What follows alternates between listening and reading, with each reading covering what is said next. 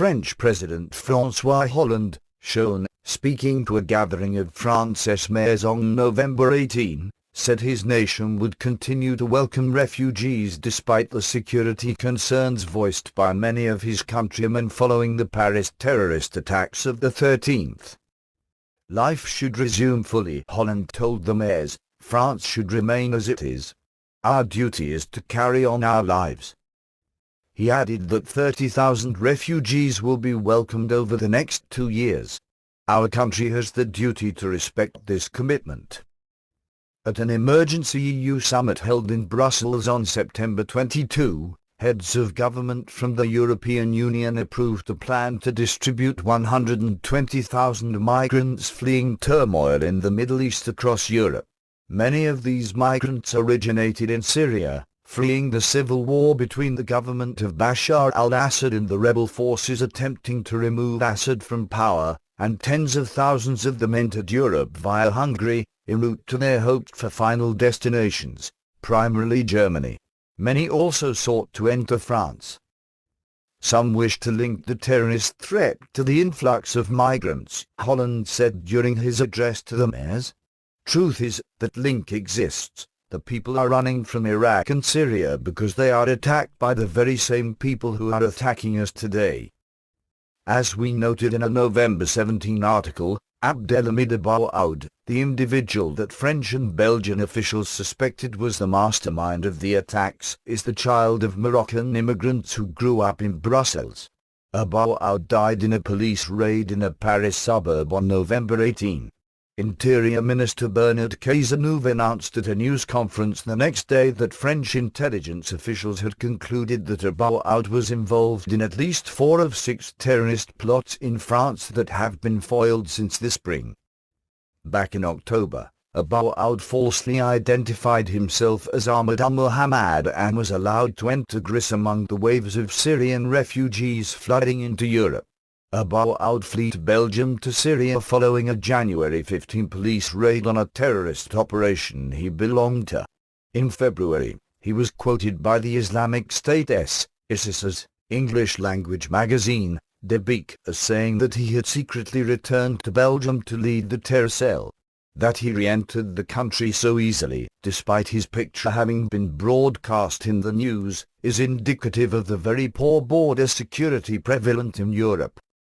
As to why these tens of thousands of migrants are fleeing the Middle East to establish new homes in Europe, former Representative Ron Paul, R. Texas, offered his explanation in a commentary on the refugee crisis republished by The New American on September 6.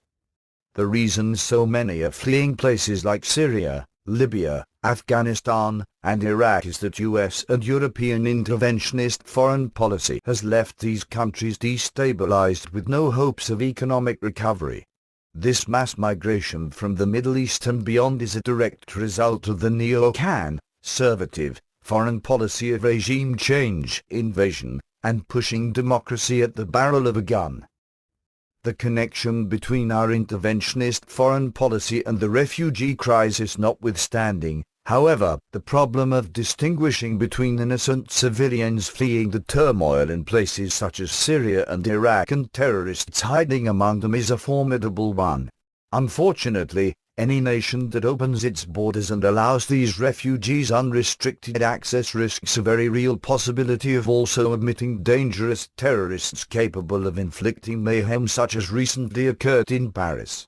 This threat was driven home by Syria's ambassador to India, Riyad Abbas, who, commenting on the deadly terrorist acts in Paris, made a shocking statement. Among the refugees who went to Europe, maybe more than 20% belong to ISIS groups. Now Europe has received bad elements into their ground. They will face further problems in future. Some government officials recognize this threat and have taken action or proposed action to counter it. Others, however, such as Holland, naively ignore the threat. One country that took action to protect itself from potential terrorists among the refugees is Sweden, whose government announced on November 11 that it would reintroduce border controls to stem the uncontrolled flow of migrants entering the Scandinavian nation. However, Sweden's ability to establish border controls is limited by the EU's Schengen Agreement rules, under which the Swedish government may continue to impose border controls for up to 2 months, after which they must open the borders again. The European Union must be alerted to any border closures beforehand, and member nations must agree to allow the EU to monitor how the changes are implemented. Since France is an EU member, even if Hollande's government decided to crack down on the refugee flow, it would run into the same limitations. So far, the only EU nation that has taken definite action to stem the flow of refugees is Hungary, which built a 110-mile-long fence along its border with Serbia. The EU is not the only supranational body that has pressured European nations to accept refugees. Multiple agencies of the UN, the granddaddy of all supranational bodies, issued a warning on November 17 to European leaders who might respond to the Paris killings by supporting anti-migrant policies. Among these was UN Refugee Agency, UNHCR, spokeswoman Melissa Fleming, who said, "We are concerned about the reactions from some states to end refugee programs being put in place, backtracking from commitments made to manage the refugee crisis. Refugees should not be turned into scapegoats and must not become the secondary victims of these most tragic events," Fleming added. The UN's International Organization for Migration, IOM, spokesman Joel Millman denied that the flood of refugees poses a risk to Europeans, asserting that of the estimated 1.1 million migrants who have arrived in Europe via the Mediterranean since 2013, less than 6 have raised questions in terms of possible links to extremism. Millman said that the IOM has no evidence that any of those migrants were ever involved in acts of violence, but offered no explanation for terrorist leader Abdelhamid Abu-Aud's ability to blend in among Syrian refugees and travel to Belgium to direct the Paris attacks. The U.S. State Department announced on November 6 that the United States plans to open a refugee settlement processing center in Erbil, Iraq, before the end of 2015, and will also resume refugee processing in Lebanon in early 2016. These steps are intended to speed up the processing of refugees for admission to the United States. This intention was signaled by Secretary of State John Kerry during a joint press appearance in Berlin on September 20 with German Foreign Minister Frank-Walter Steinmeier. During that event, Kerry previewed the Obama administration's plan to drastically increase the flow of refugees into the United States, mentioning specifically refugees from Syria. "I am pleased to announce today that the United States will significantly increase our numbers for refugee resettlement in the course of this next year and the year after," Kerry said.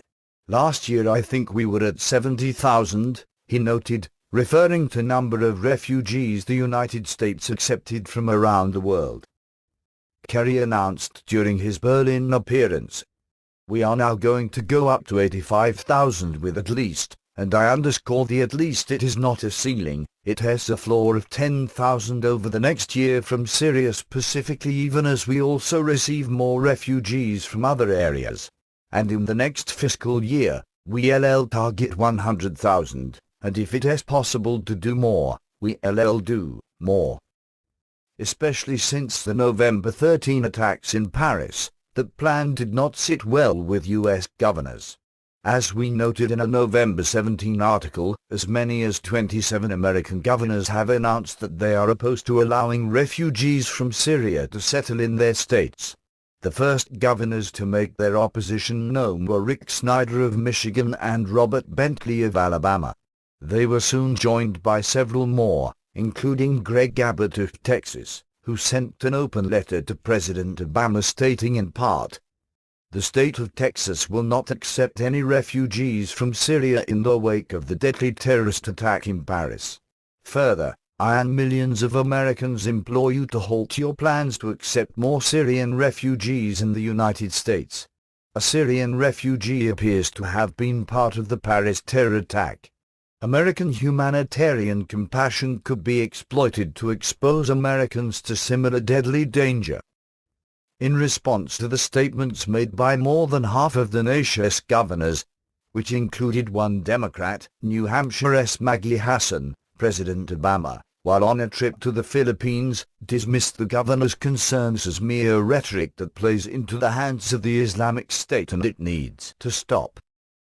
Apparently they're scared of widows and orphans coming into the United States of America, said Obama, adding that the United States does not make good decisions based on hysteria or an exaggeration of risks. New Jersey Governor Chris Christie was quick to respond to Obama's remarks, telling CNN, "He's the one who is casting aspersions. It is a joke, and he is a joke on this issue. The fact is we shouldn't be worried about any other folks in this situation without first worrying about the people of the United States of America and their security.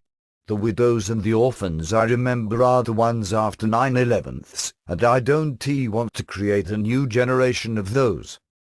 Unfortunately, while Christie's banter with Obama may provide refreshing support to conservatives dismayed by the Obama administration's liberal immigration policies, Christie is very much an interventionist on foreign policy.